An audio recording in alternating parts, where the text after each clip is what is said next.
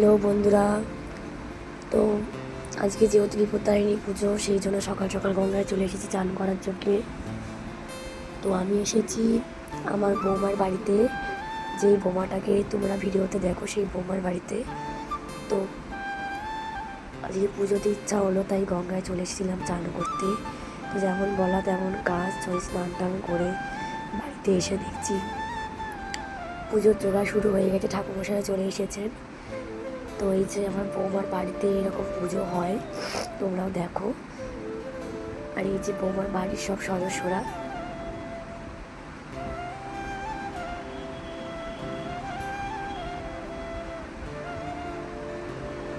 তো তোমরা কে কে বিপত্তারিণী পুজো করো অবশ্যই আমাকে কমেন্ট করে জানিও। তোমরা কে কে এই পুজোটা করো। তো পুজোর মাঝখানেই আমি আবার এই যে রান্না করতে চলে এসেছিলাম। তো রান্না বান্না করে আবার পুজোর দিকে গেছিলাম।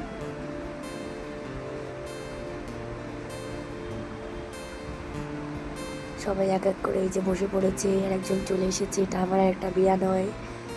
তো সেও বসে পড়লো পুজোর জন্যে।